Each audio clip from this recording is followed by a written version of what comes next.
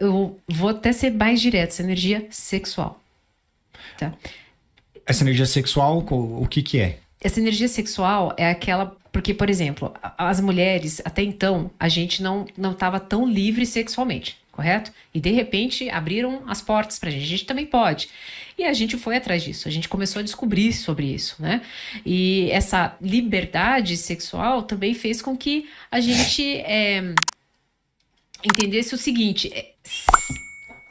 eu quero ter a segurança, eu quero ficar segura, mas eu quero um homem que me pegue de jeito toda hora. E exatamente como aqueles construtos sociais que estão trazendo pra gente. Aquele homem que te pega por trás, aquele homem que te deixa maluca, que te deseja no elevador, que te pega... E geralmente, gente, principalmente depois de um relacionamento, né? Depois de um certo tempo, isso não acontece mais. Principalmente depois de 2 anos ali, onde toda a questão química da paixão, ela foi embora. A paixão, ela... uniu no primeiro momento. Depois, não existe mais. Aí ela começa a achar, inclusive, que o relacionamento dela não tá dando boa. E ela começa a construir esse cavaleiro. E esse cavaleiro, ele é alto, ele é grande, ele pega de jeito, ele, inclusive, não tem problema. Daí o que acontece? Não tem problema ele trair, porque ele tá entregando um desejo, uma lacuna.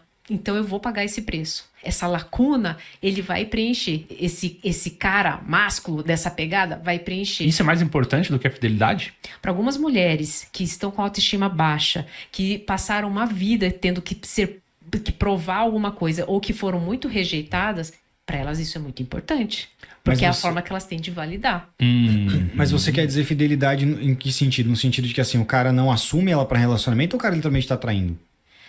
Ela paga o preço. Ou ela pode ser a amante, ou ela não se importa que ele atraia, que não assuma. E o que você quer dizer exatamente com isso sobre, no caso, que antes as mulheres, elas talvez fossem mais presas sexualmente, hoje elas têm essa liberdade?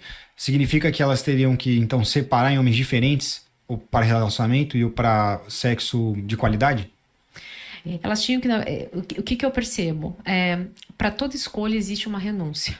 Não adianta, gente. Vamos ser bem honestos. Então, se você quer, se é tão importante para você ter essa pulsão sexual tão presente na sua vida e aprender com isso, então você vai ter que entender que existe um custo para isso. Muito provavelmente você vai se conectar com esse tipo de homem, com esse tipo de situação. Agora, se você quer... Não, eu não quero. Isso pulsa dentro de mim, mas eu quero ter um homem... diferente, intelectualmente mais tranquilo, que me acolha, enfim. Você vai ter que... em relação a isso, você vai ter que ser mais segura. Não adianta. Você acha que generalizando as mulheres estão fazendo esse modus operandi hoje em dia de separar esses caras quando elas são mais jovens, que talvez elas não precisam se preocupar nesse momento ainda em ter filho, pode esperar um pouco ainda, né? Porque ela ainda é fértil e tal, e ela tá começando na faculdade, para se relacionar com esses caras que são mais dominantes, entregam essa energia mais forte depois, quando tá chegando mais perto agora, que ela terminou a faculdade, ela precisa de um relacionamento, agora ela quer ter filho, tá ficando em cima da hora, para encontrar esse cara que talvez seja menos dominante, entrega essa energia mais calma e mais segura que ela precisa para um relacionamento? Dividir na idade, na vida dela? Pode ser, mas olha só, eu não acredito que ela faça isso de forma consciente. Eu acho que ela faz isso de forma inconsciente. Quando ela viu, quando ela percebeu, ela tá nesse momento. E, inclusive, eu chamo isso de cegueira emocional. Sabe do que a gente chama? Epifania. A epifania da mulher é isso. Né?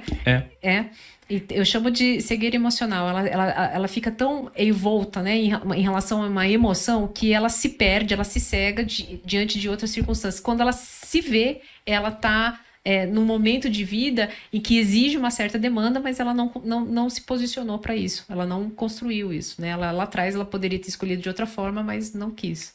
Homens que não prestam são emocionalmente atraentes para as mulheres? Essa pergunta, né? É óbvio que são. Óbvio. Vocês sabem por quê? Por quê? Ai, meu Deus, eu não sei se eu vou dizer isso. Agora eu vou dizer uma coisa pior, aí você vai ficar mais tranquila. Boa. Eu vou dizer assim, é porque elas se atraem pelo mal. Tá, mas olha só. Depois a gente pergunta se ela conhece a doutora Cláudia. Acho que não. A doutora Cláudia é psicóloga, não é? É psicanalista. O que acontece? Por que eu me atraio para o Cafajeste? Porque o que ele me entrega? Ele entrega... Ela tá com vergonha, velho. Mas Sabe por quê? é- Mas sabe, por que que o cafajeste vai me atrair? Porque ele me entrega o gatilho da rejeição. E eu não posso ser rejeitada pelo cafajeste. Quando ele faz isso, ele ativa em mim meu modo de sobrevivência. Porque antigamente, na pré-história, se eu fosse rejeitada, eu ia morrer.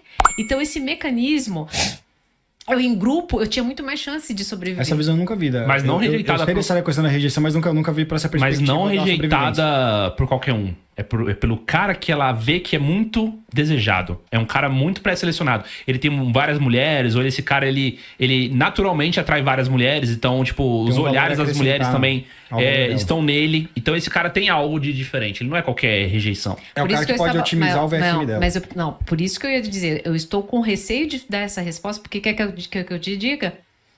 Rejeição. É porque o que acontece? É o famoso morde e assopra. Então, assim, ele some, faz o ghosting, mas depois ele vai lá e assopra. Que isso, gata? Exatamente. Que isso, gata? Você não sabe o que eu tava fazendo, tava preparando uma noite quente de amor pra gente. Isso é altamente excitante. Então eu não vou morrer. Eu tô ali, eu vou conseguir voltar pra tribo. Eu vou conseguir, eu não vou precisar ficar sozinho. Entende? Então isso é mecanismo de sobrevivência. Então o cara que sabe fazer isso, a mulher que sabe fazer isso, ela é altamente manipuladora, ela é uma pessoa influenciadora. Você vê que assim, isso vem, né? Inclusive da galera de sedução, são técnicas que eles usam em exemplos diferentes, mas que meio que fundamental mesmo. Que é a questão do desprezo, a questão do chá de sumiço. Daí tem a questão que dizem pro homem usar contra a mulher, na questão pro cara mostrar que o valor dele tem, que o tempo dele tem valor, né?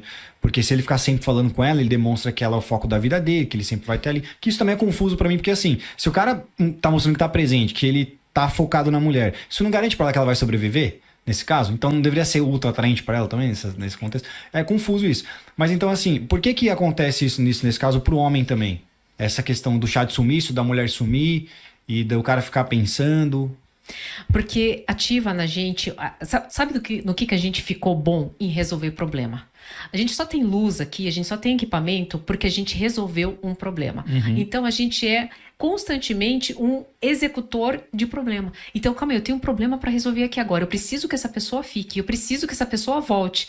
Então, isso é um mecanismo que está na gente com tanta força que, inclusive, a gente faz de forma inconsciente. Por isso, qual que é o grande problema da minha arte, que é a saúde mental? Muitas coisas não são óbvias. Aham. Perfeito. Você concorda que as mulheres se atraem pelo mal?